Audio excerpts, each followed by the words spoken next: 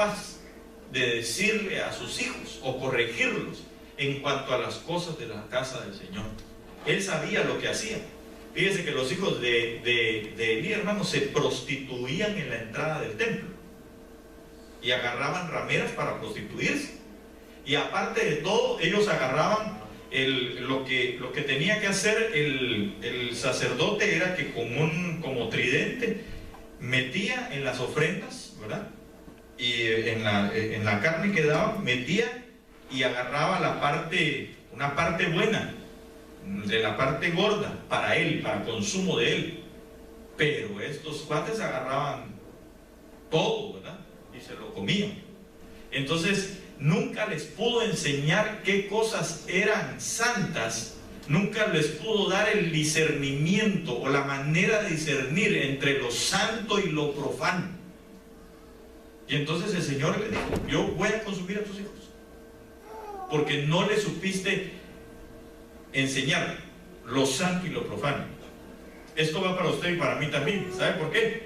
Porque una de las funciones que Elías tiene es que él va a hacer volver el corazón de los padres hacia los hijos y el de los hijos hacia los padres. Esa diría yo que es la función clave de Elías, o del espíritu de Elías. Pero en este caso, como Elí, no estoy hablando de Elías, Elí, que era el sacerdote, hermano, no supo atraer a sus hijos a las cosas de Dios, porque tampoco les enseñó. Y porque tampoco quiso él se acomodó y dijo: no, si así estamos bien. Y hermano, entonces jamás les enseñó a sus hijos a diferenciar entre lo que era santo y lo que era profano, es decir, lo que a Dios no le agradaba. ¿Cómo nosotros en este tiempo estamos corrigiendo a nuestros hijos? ¿Los dejamos hacer lo que se les da la gana? ¿Que hagan como haga el mundo? Porque si nosotros estamos dejando así, estamos perdiendo la visión como lo perdió Elí. Y sin embargo, entonces para eso viene Elías, el tiempo de Elías, para reconciliarnos, para traer el corazón de los padres hacia los hijos. ¿Por qué de los padres hacia los hijos primero? Porque somos los padres los responsables de nuestros hijos, ¿verdad que sí? Entonces usted no puede, y yo tampoco, lo debemos de dejar, hermano, a expensas del enemigo o a expensas, hermano, del mundo. No podemos, no debemos. Debemos de estorbarles el pecado. Yo sé que usted no puede estar con ellos todo el día. Yo sé que usted no puede, ni yo tampoco, ¿verdad? Porque no somos omnipresentes como lo es el Señor. Pero sí podemos todos los días estarles recalcando y diciendo a nuestros hijos: ten cuidado allá afuera. Ten cuidado porque se van a presentar estos y estos y estos y estos peligros. Usted y yo les debemos de hablar a nuestros hijos con la verdad.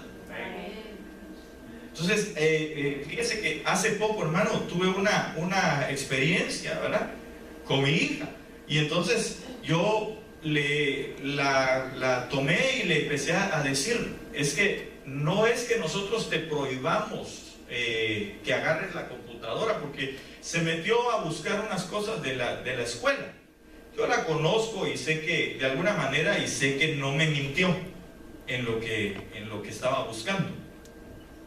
Y entonces cuando yo llegué le dije: no es que yo te prohíba que uses mi computadora. A mí lo que no me gusta es que no le avises a tu mamá y que estés ahí con ella. No por otra cosa, hermano.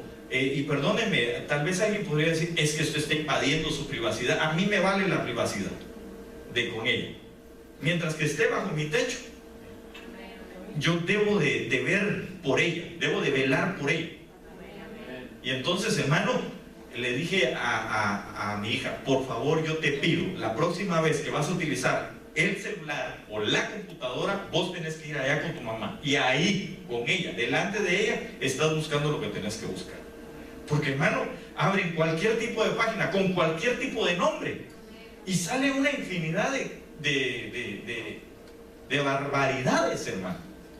Y entonces, ¿qué pasa? A través de eso, es como usted sabe que hay gente que la han asaltado sexualmente, hay gente que ha hecho atrocidades, ¿verdad? que empiezan a manipular su mente para hacer las matanzas que se han dado. Entonces, es gente que regularmente estaba sola y estaba llenándose de oscuridad su mente, hasta que los tomó el espíritu inmundo y empezaron a hacer cosas terribles, ¿verdad? Entonces yo creo que nosotros, hermanos, debemos de entender, sí, el corazón de los padres debe volverse hacia los hijos, porque nosotros somos los que vamos a responder por ellos en un determinado momento.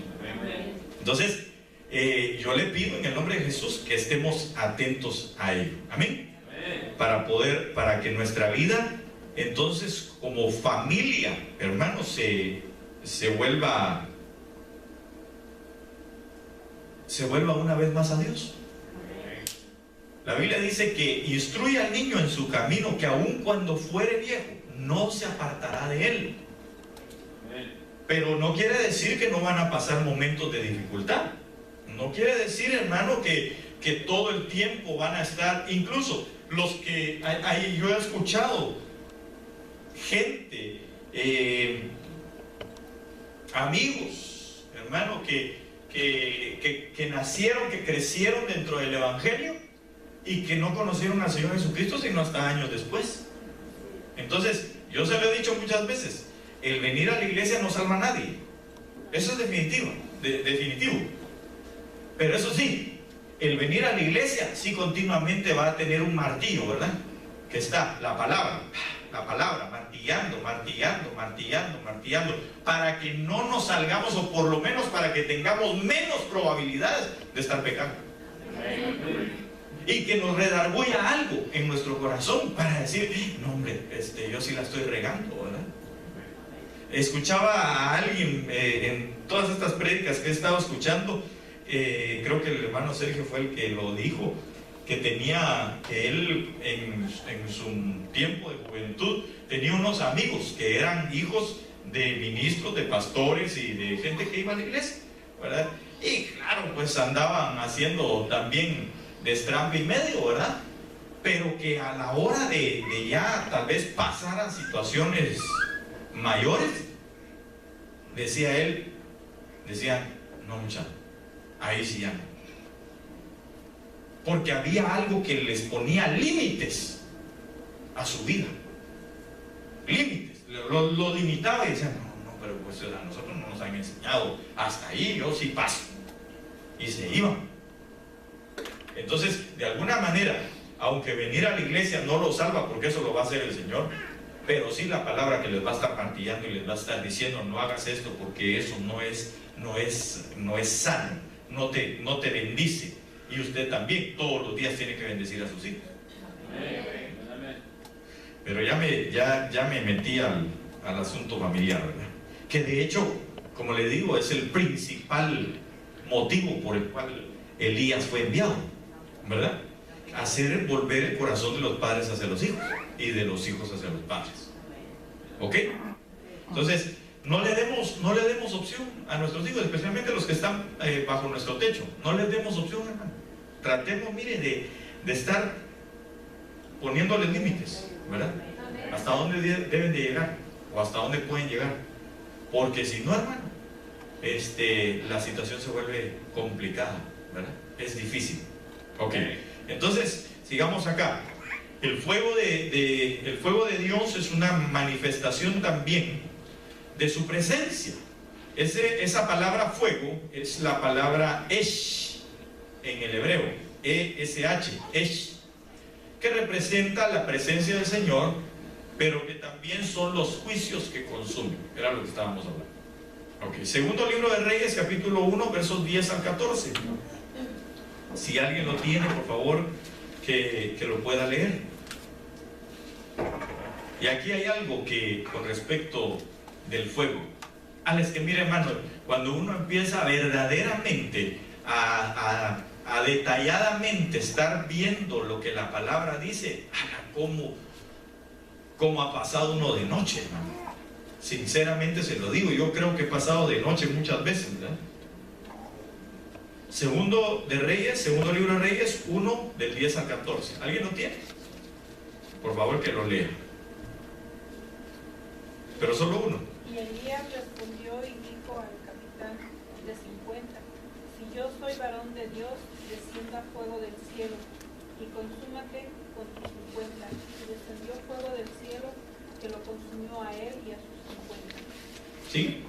Volvió el rey a enviar a él otro capitán de 50 con sus 50 y le habló y dijo: varón de Dios, el rey ha dicho así, desciende presto.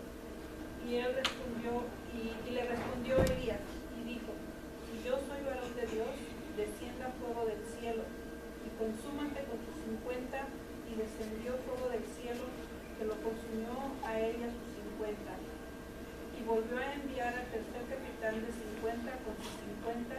Y subiendo aquel tercer capitán de 50, se arrodilló delante de Elías y le rogó diciendo: varón de Dios, te ruego que sea de valor delante de tus ojos mi vida y la vida de estos tus 50 siervos. He aquí, ha descendido fuego del cielo y ha consumido los dos primeros capitanes de 50 con sus 50. Sea ahora mi alma de valor delante de tus ojos. Entonces el ángel del Señor dijo a Elías: desciende con él, no tengas miedo de él. Y él se levantó y descendió con él al rey. Vale. Entonces, miren pues, dése cuenta, si usted lee tal vez un poquito antes en el 9, cuando el primer capitán llegó, dice: entonces el rey envió al capitán de 50 con sus 50 hombres y este subió a él, y aquí Elías estaba sentado en la cumbre del monte y le dijo: hombre de Dios, el rey dice, desciende. Y el segundo le dijo, en esta versión dice, desciende presto, dice ahí, pero en esta versión dice de las Américas, desciende rápido o pronto. Entonces, mire la manera en que llegaron el primero. El primero llegó sin reconocer autoridad. Y fíjense que la Biblia dice que hay quienes, en el contexto de la palabra, dice que hay quienes hablan de las autoridades, hablando de las potestades, o de las potestades, sin saber lo que están diciendo, dice la palabra. Tal vez si prendemos un poquito los ventiladores, hermanos, por favor. Creo que algunos tienen calor.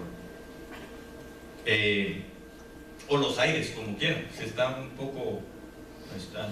Amén. Entonces, fíjense que lo tremendo de esto es que el primero llegó, hermano, y dice que llegó con Elías y le dijo: dice el rey que desciendas.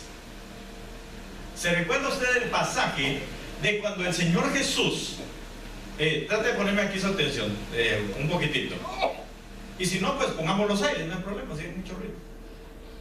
Cuando llegó el Señor Jesús con aquel centurión que le estaba pidiendo que sanara a su siervo, usted se recuerda cómo envió a los suyos, porque primero envió a unos que estaban bajo su autoridad y después mandó a unos que eran amigos de él, que estaban en su casa, lo mismo que está aquí. Pero fíjese la manera que le mandó a decir: Señor, yo sé que tú puedes sanar a mi siervo, y si tú quieres, envía tu palabra. Yo no soy digno de que vengas a mi casa. Mientras que este rey, que era el rey Ocosías, dice que se había caído en un lugar y se había enfermado. Y entonces, hermano, mandó a decir: tráigame a Elías. Y entonces aquellos llegaron, hermano, muy llenos de ínfulas, ¿verdad? Pero Elías, dice el rey, que así te quiere ahí abajo. Eso es lo que está expresando la Biblia ahí. Y entonces, hermano, viene Elías y dijo: oh, ok, con que reconoces que soy varón de Dios. Bueno, entonces, como varón de Dios, que descienda a fuego, porque no está reconociendo una autoridad. Hay gente que habla de las autoridades como hablar de cualquiera.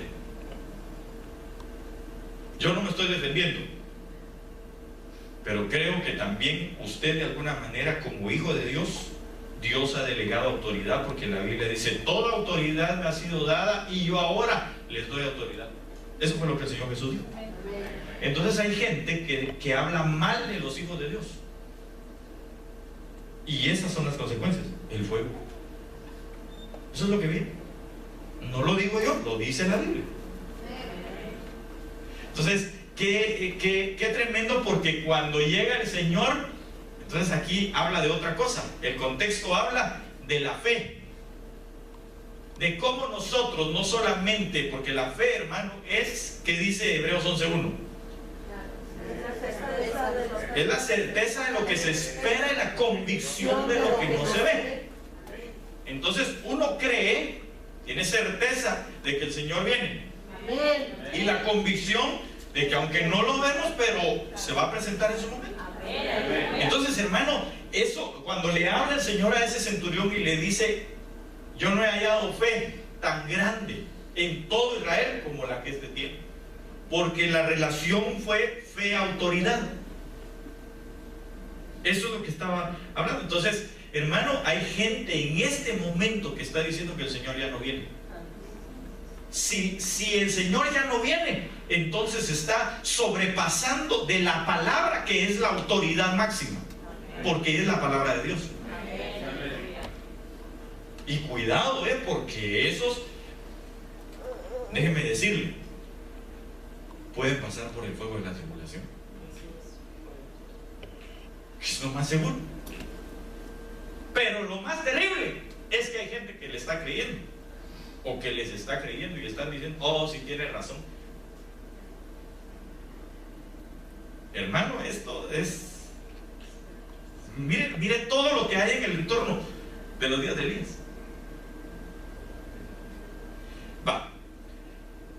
Yo le puse aquí a esto una llamada, donde habrá una manifestación del temor del Señor que se apodera de la gente al ver sus portentos. Porque el primero llegó, hermano, con ínfulas de que tenía que bajar. El segundo no aprendió porque todavía le añadió y dijo: no, aquel no pudo bajar Elías, pero yo sí lo bajo. Mira, y dice que te apures. Y también barrido. Pero el tercero, ¿cómo llegó?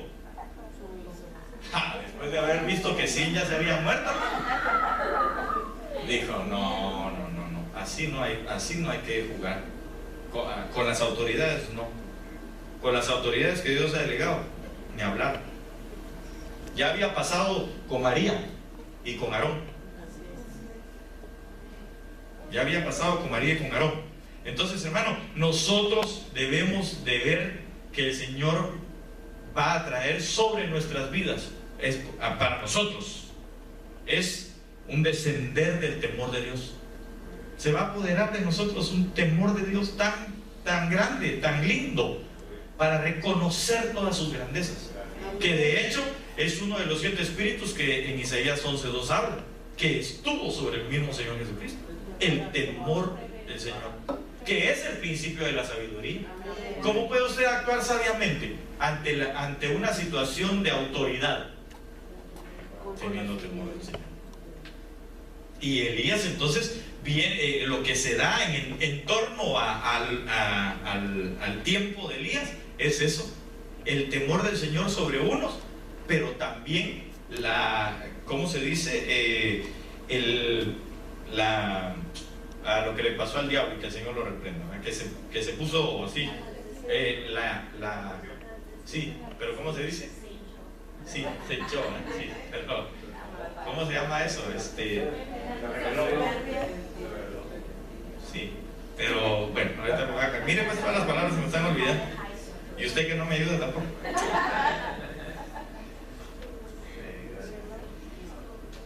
Sí, pues sí, proud, ¿verdad? Enorgulleció. Sí, se enorgulleció, pero es que hay otra palabra. Se enalteció. Se enalteció. Sí, se enalteció, pero ¿cómo se llama eso? Soberbia. Sí, no es soberbia. Se ensoberbeció. La soberbia vino sobre él. La soberbia vino sobre él. Porque él dijo: yo lo único que me hace falta, soy tan lindo, soy tan bello, soy tan pilas, soy tan lleno de dones. Yo canto, sirvo, predico, recojo la ofrenda, me la gasto. Todo lo hacía. Era sabio como Daniel.